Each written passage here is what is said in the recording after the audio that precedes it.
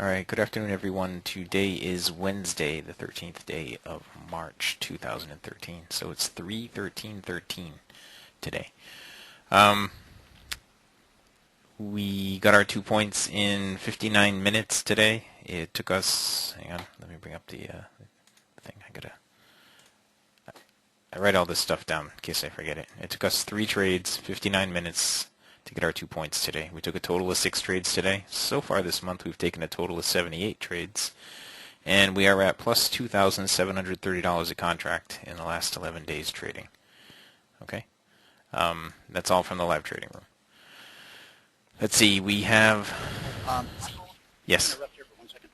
Go I ahead. had someone in the chat with me prior to going live on the air, and they said, you know, I'd really like to be able to trade with you guys, but I want to be able to do it on a larger time frame. Is that even possible? And I said, you know what, I'll ask Michael if he has time during the recap today to point out a couple of trade setups on a larger time frame. Okay. The same indicators, the same setup. You know how we do in the workshops. Yeah. Sure. Okay. Absolutely. Sure. I would be happy to do that. And mind you, everyone, we're doing this, we're recording this, and I haven't gone to look to see what the larger time frames actually look like. So we're just going to flip to a larger time frame here on a market that actually has some volatility in it in a little bit, and we'll check out the same setups and the same everything on those larger time frames. Okay. Let's see the flow. Where was I? Oh, okay. We took 6 trades. We were +3 on the euro, +3 on the Russell, +7 on the crude oil. Okay, not one of our larger up days, but it was definitely an up day overall. We were plus, what were they, $137 a contract or something like that. That was in the live trading room. And in the pre-market we did well. There was a ton of activity on the gold in the pre-market. But I spent a lot of time in the live trading room pointing trades out today. All right, more than I actually managed to take them. But, all right, the free trial, if you have not taken a free trial with us, go to www.cfrn.net, that's N like Nancy, .net/apply, sign up for the free trial. In the free trial you get 5 business days in our live trading room. You get to see all of our indicators, all of our trades, everything that we do, everything that I'm showing you right now, everything that you see right now, you get to experience in the live trading room. You get to download the actual charting platform, install the actual indicators, and place the actual trades if you want to. Now, we do our best to make it as seamless as possible, though it is not always seamless. We do our best to make it that way. And you know, if you have any issues, when you sign up for the free trial, you get our phone number, so you just give us a call, and we would be happy to help you out, as will Bert and Leslie, our brokers. All right, let's just get right into the trades, because I know we got Mike Reed hanging out here today, and I don't want to go on and make Mike wait too long again, like I've done earlier this week. On crude, we took a couple of trades, short ones. The crude inventories came out today, so that's why you see all these bars right here. There wasn't actually that much movement on the crude inventories, because they came out as expected today, or pretty close to what they were anticipating, which is unusual for the crude. They're usually way off on the crude, and this time they were pretty close. So there wasn't a lot of movement on the crude inventories. I mean, they're usually way off, and it makes the crude just fly all over the place. But anyway, I'll show you the trade setup. Okay, we'll get the charts. The pictures up here so you can see the pictures, and I'll show you the trade setup. All right, look at this one over here on the short side, because that's what we did. Actually, well, I'll show it to you anyway. You look for your bearish cross of the MA1 down below the BBC. The BBC is the green line, the MA1 is the blue and red line. Step 1, the cross under. Step 2, price pulls away from it. Step 3, it comes back, tests it, and gives a down close. Step 4, check down here on the slingshot for divergence.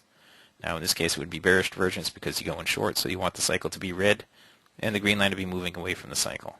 Okay, or just the green line to be away from the cycle. It doesn't have to be moving away from it, it just has to be away from it. That's what we had over here. Okay, you see we tested the BBC, we had bearish divergence across, the space, the test, the down close, the bearish divergence. I got short in there, and I ended up taking a few ticks profit on that trade. It did go further. Now, I stopped out on this at +3 ticks. I had moved my stop to break even once we closed below the MA1. when I move my stop to break even. That's how I manage my risk. I use the MA1 to manage my risk. All right. That was that trade. Similar trade over here. Okay, tested the BBC. This time it was a bullish cross, space, pullback test, up close was right there. The Dragonfly Doji was the up close. Bullish divergence, blue cycle. Now, let me draw the divergence arrows down here for you. Okay, and we got long in there and took some profit. Okay, then we're getting into the the news event right here, the crude inventories. So we said don't trade in there. Then we drew a box in here, and we said when we get outside the box, we should see a quick move down. It was a quick move down. It wasn't a significant move down, but it was a quick move down. There was an opportunity inside the box, and I told everyone inside that this level right here, before we had the price up here, I had drawn in a trend line up here, and I said this level right up here looks like an area that will probably hold price down. Looking at the bigger picture, this is what I was looking at. Okay. I was eyeballing a trend line down the tops and up the bottoms. We were in a triangle. And I said when we break out of the triangle, that will likely give us some direction. We had a false breakout right here. How many breakouts fail? About 80%, roughly. Okay, and that's what happened right there. False breakout right there, and then it went down. It tanked. All right, that was crude oil. I'm going to slide crude off. I'll bring the Russell over. We took a trade on the Russell today. Now, you're going to see me jump over a whole bunch of different markets right here, but the setups are exactly the same. All right, I'm going to show you the one right here with the trend lines because the trend lines come into play on 2 occasions. Oops, let me just show you the whole picture. There it is. Now it's in the recap. It's recorded in the recap. The trend lines come into play on 2 occasions. One is when price doesn't reach the BBC. There's so much momentum that price does not pull all the way back and hit the BBC to give you the up close off the BBC, or the cycle is the wrong color when the trade happens. Okay, in this case right here we had both of those going on. Okay, we drew a trend line in here. We had an up close above the trend line and it moved up. We drew a trend line here. There was an up close above the trend line again and it moved up. That's the trade setup right there. That's the whole thing. Over here you can see a little earlier on there was some opportunity in here, a down close and it moved down, a down close and it moved down. I took one of those.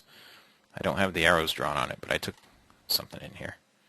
I took one of those and I got 3 ticks profit on it. I don't remember which one it was. I think it was this one. I got 3 ticks profit on the trade.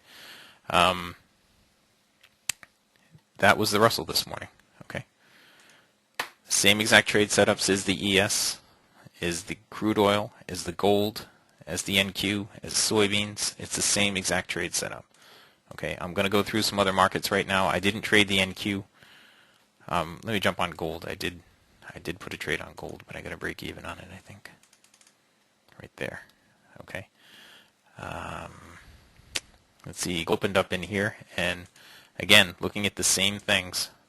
There was so much momentum in the market right here that price did not pull back to test the BBC. Instead, it gave an up close above the trend line that I drew on there. From there, your entry is right in there, and it moved up nicely. Now you use an 8-tick stop on all of this.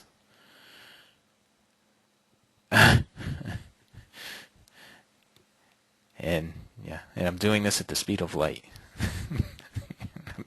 I'm doing it at the speed of the markets, really. But it may look like the speed of light because I'm doing a whole bunch of them.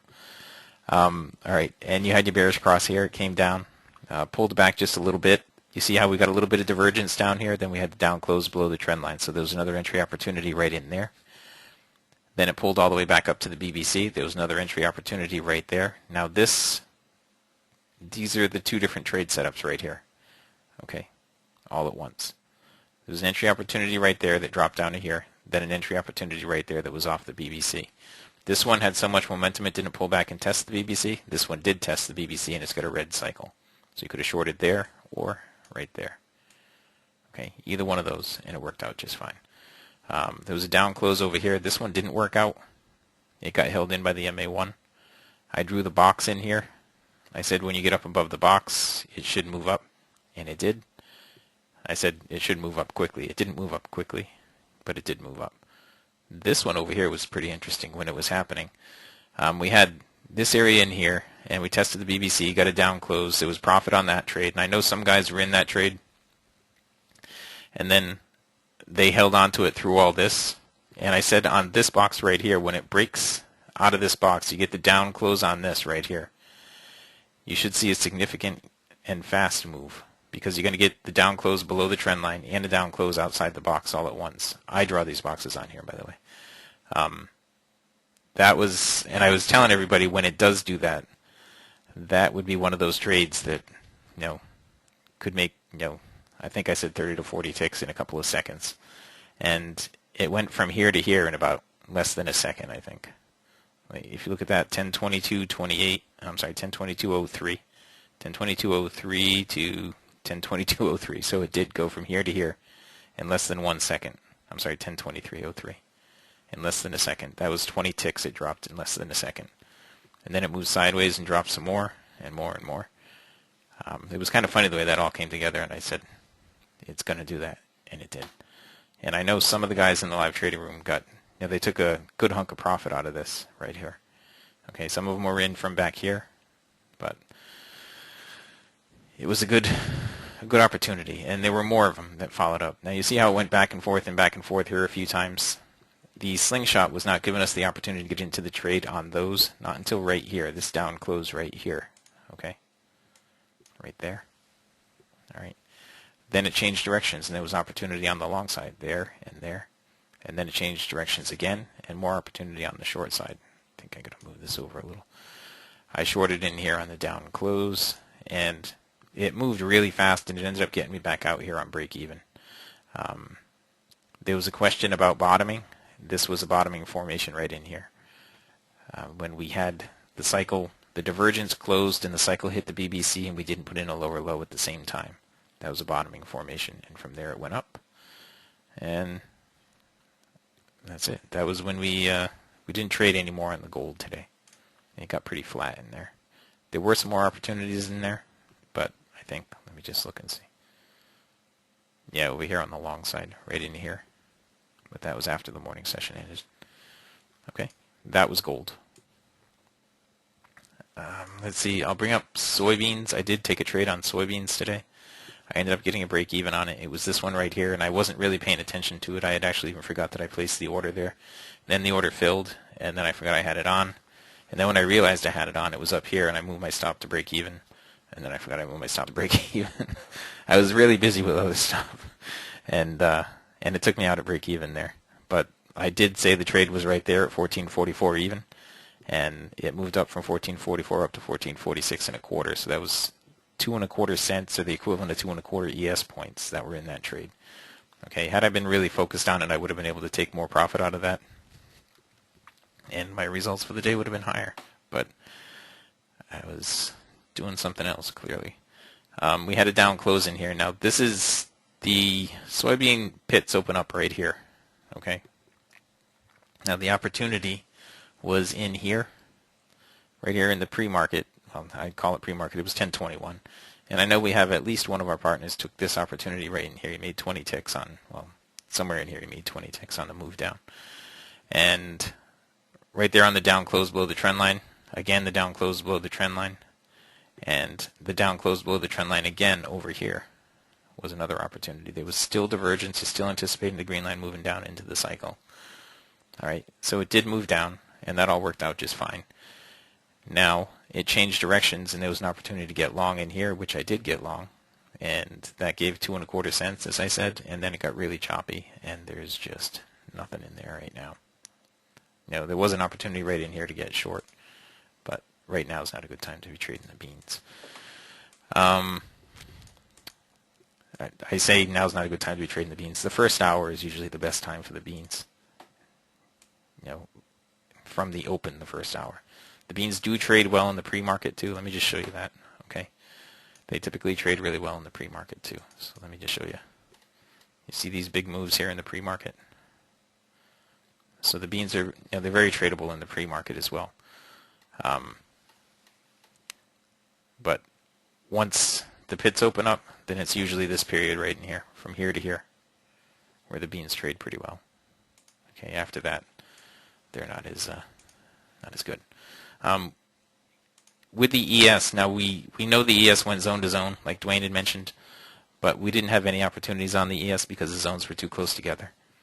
All right, every time we got an opportunity, there was a zone right next to us, so we weren't going to take any trades. And because of that, we didn't take too many trades at all on the indexes or actually overall today because of that.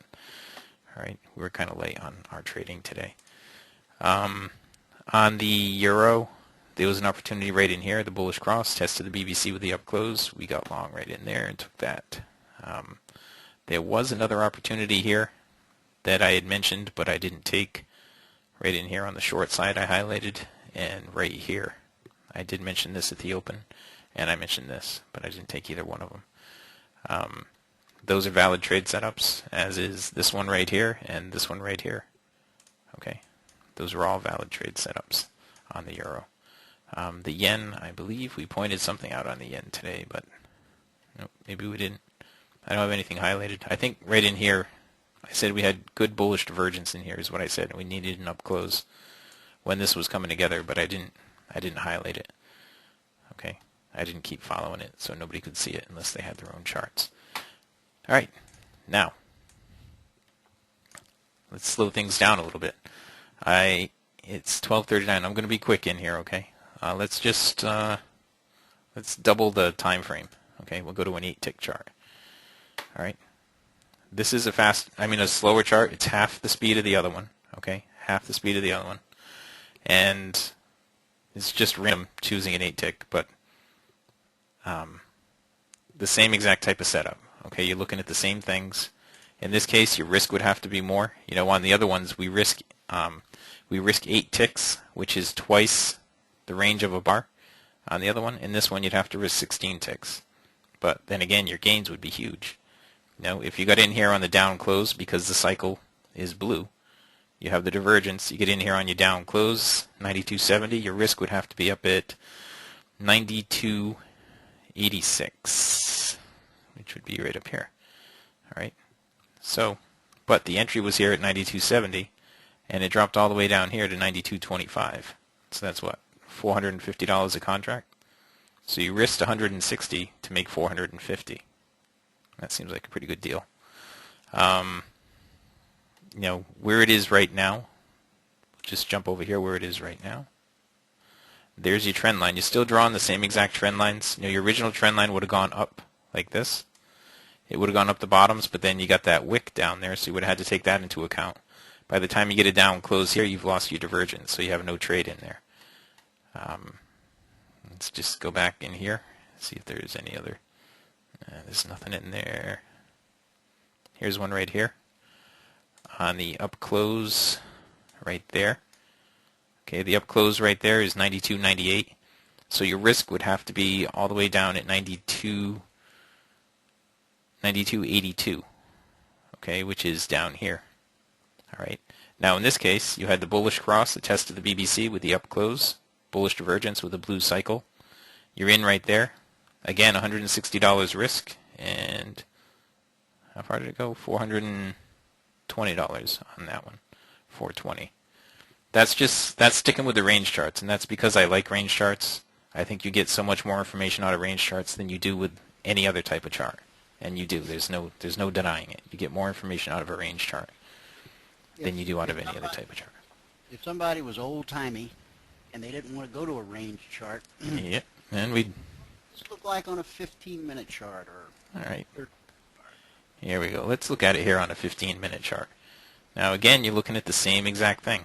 Okay. You have your bearish cross. I'm not even looking at the times, but you have your bearish cross. You tested the BBC, and your down close. Your risk is going to be, in this case, because you're looking at a minute chart. Your risk has to be above the prior swing, which is going to be huge.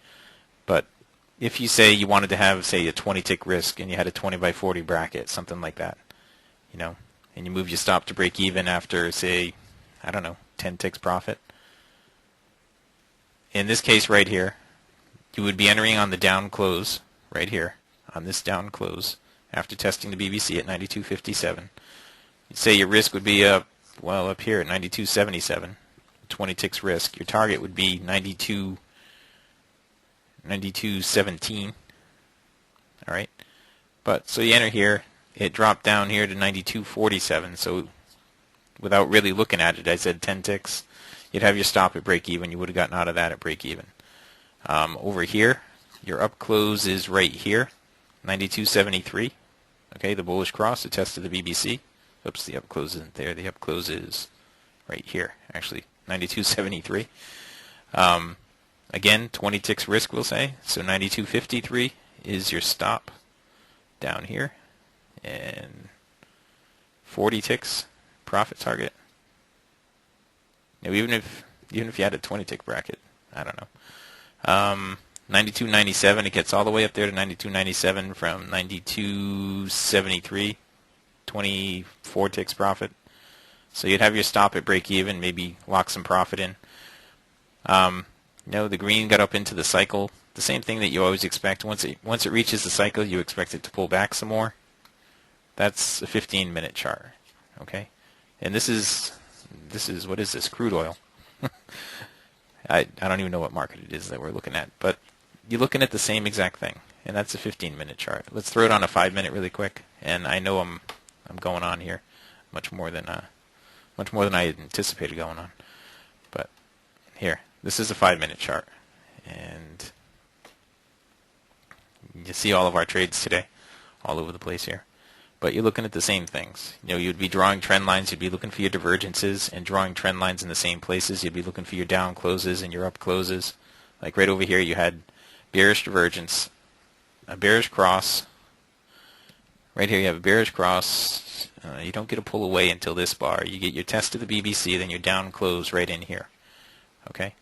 You down close right here. You have bearish divergence. You're looking for the green line to run down into the cycle, so you're shorting right here at 92.93.